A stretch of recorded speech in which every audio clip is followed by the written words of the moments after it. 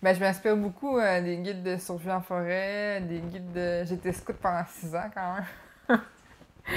Euh, Qu'est-ce que... Toutes les... la chasse et pêche, les univers, dans le fond, d'animaux où que l'humain est un peu mis à l'écart. Enfin, j'aime ça vraiment tout ce qui est communauté animale, là, comme les chauves-souris qui vivent dans des grottes en groupe, ou les animaux qui vivent en groupe, ou le mode de vie des animaux, ça, je trouve ça super intéressant. Puis j'essaie d'aller chercher un peu, tu sais, comment ces différentes communautés-là vivent ensemble, tu sais, comment les différentes espèces d'animaux vivent ensemble, puis par rapport aux humains aussi, là. Les petits prédateurs, c'est ça, j'ai voulu explorer l'idée qu'il y a un peu un rapport hiérarchique entre les proies et les prédateurs. Puis, dans ce cas-là, j'étais allée chercher beaucoup les animaux nocturnes, les choses comme ça. Puis, je voulais que justement les animaux qui ont absolument le rôle de proie ou les petits animaux, ce qui soit en les transformant, en leur donnant des plus grandes griffes, en les agrandissant, en les rendant méchants ou en les mettant en très grand nombre comme les chauves-souris, ils deviennent, par cette transformation-là de nombre ou physique, dans le fond, ce serait eux qui deviennent le rôle de prédateur. Les deux îlots de sculpture, d'un côté, c'est des plaines qui sont faites en plumes, qui sont des micro-paysages, en fond, avec des petits bassins qui peuvent rappeler des lacs, dans lequel il y a des cristaux qui poussent présentement pendant l'exposition. Puis de l'autre côté, c'est un ensemble de... C'est un ours qui se fait attaquer par deux chats en cire. Puis ces deux groupes-là de sculptures ont été beaucoup influencés par, dans le fond, les formations rocheuses puis la cristallisation. Puis d'un côté, c'est ça, c'est... dans les petits lacs, les cristaux qui poussent, les cristaux poussent par... c'est des solutions qui sont sursaturées en minéraux. Puis par l'évaporation de l'eau, dans le fond, les cristaux, ils s'assemblent pour venir faire des petites roches ou des... Ça ressemble plus à des cristaux de sel. Puis de l'autre côté, c'est... dans le fond, j'ai fait fondre la cire sur des formes qui sont en polyuréthane.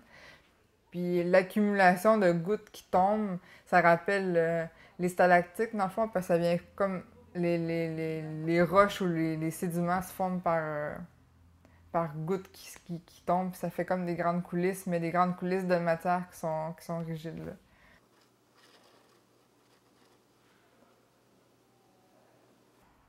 Ben, dans cette exposition-là, c'est un peu comme l'idée de venir créer une narration qui n'a pas de début, qui n'a pas de fin, mais que tous les éléments portent à ce qu'on pense qu'il y a une histoire qui se crée, portent à ce qu'on pense qu'il y a un événement qui arrive, qui... Dans le fond, que tous les petits éléments, les dessins, les sculptures, sont comme les éléments qui contribuent à une narration, mais une narration qui vit juste à son état potentiel, dans le fond, parce que il n'y a pas vraiment quelque chose qui se passe, il n'y a pas vraiment d'éléments déclencheurs, il n'y a pas vraiment de situation finale, ou comme dans une narration, comme dans un film qui suit une logique narrative, disons, standard, là.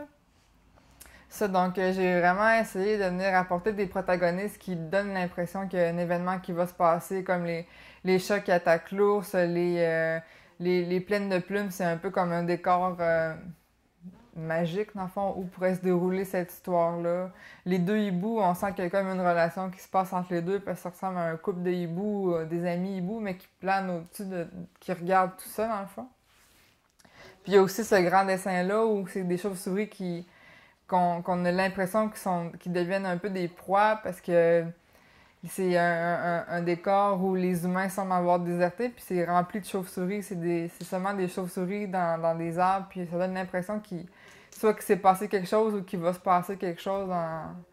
Moi, c'est la même chose qu'un film. Dans ma tête, c'est la même chose qu'un film. C'est comme j'ai des personnages, j'ai des lieux, j'ai des événements, j'ai des choses comme ça. Puis comment les mettre dans un environnement pour que cette narrative, qu'il y ait justement cette impression-là de narrativité, mais tu sais qu'en même temps...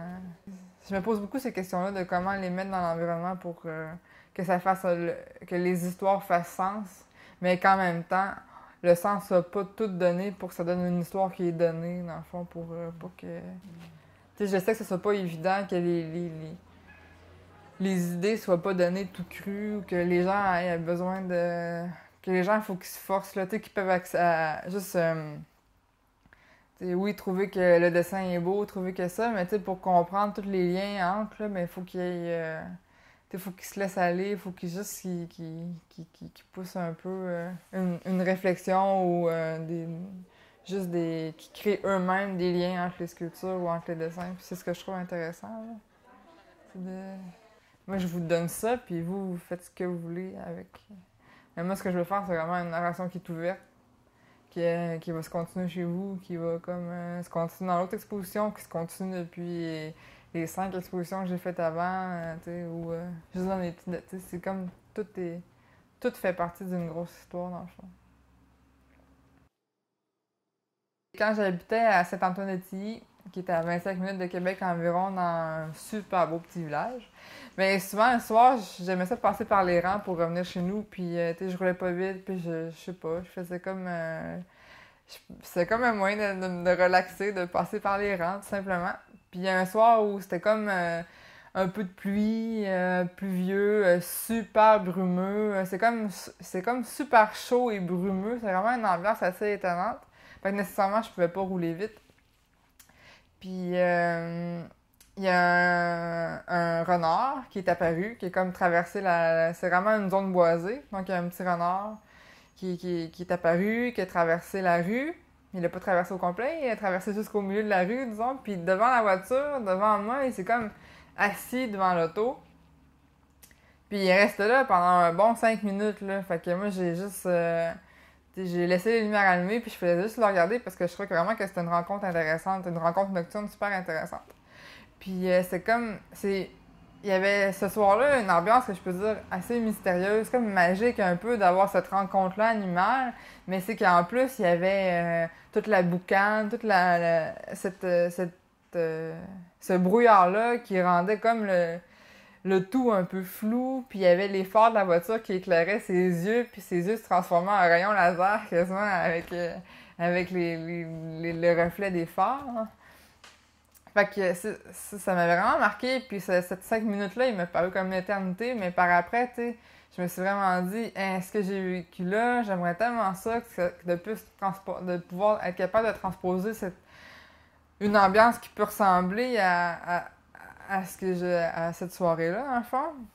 Après, j'ai comme essayé d'avoir des ambiances comme ça, mais tu sais, sans nécessairement recréer carrément la scène, mais tu sais, d'essayer d'aller chercher des choses mystérieuses, quand on se pose des questions, de faire un peu qu'est-ce qui se passe ici, ou qu'est-ce que c'est ça, ou tu sais, des petits lacs magiques, ou comme c'est brillant, il y a des cristaux qui poussent, ou il y a la cire qui coule sur des animaux, puis tu sais, je pense que c'est un peu pour cette exposition-là, j'ai voulu faire un peu une ambiance caverneuse, comme un peu des animaux fossilisés, des choses comme ça. Sans nécessairement que ça se rapproche vraiment à l'histoire du renard, mais tu sais, l'événement du renard, c'est vraiment quelque chose que j'ai en tête quand je suis à mon atelier, puis je viens créer des choses, en fond. Dans le fond, j'ai eu mes 2 ans de maîtrise, puis on peut dire que ce cadre scolaire-là m'a amené à faire telle chose, puis tel type de texte, puis tel type d'exposition. Puis après, j'ai comme été un peu tannée de tout ça, puis j'ai comme essayé de me libérer de tout ça, dans le fond, puis d'essayer d'être le plus honnête possible avec ce que j'aime vraiment, puis avec mes réels intérêts, même si des fois c'est un peu... ça peut paraître un peu niaiseux ou moins intéressant, là. D'écouter les conseils, mais de toujours se fier un peu à soi-même. Si t'as vraiment envie de faire quelque chose, mais de le faire quand même, puis de juste voir si ça fonctionne ou si ça fonctionne pas, t'sais. Puis de vraiment pousser ses idées au maximum, parce que, des fois, des demi-idées ou de juste travailler un peu sur une idée sans l'avoir poussé à son maximum, on voit pas nécessairement le potentiel réel de ce que ça peut avoir. Et une pratique artistique, c'est comme l'intégrité de quelqu'un, puis jusqu'où, cet individu-là, en tant qu'individu unique, peut pousser de quoi de justement unique qui se refera pas, qui a pas été fait ou qui a pas de... qu'il y a juste lui qui peut amener à ça.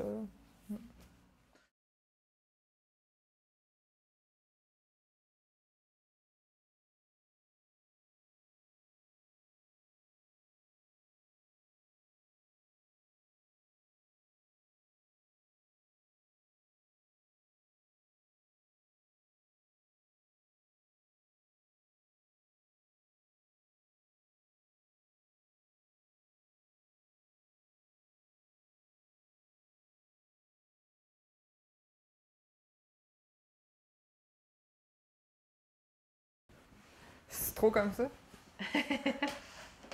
Oui.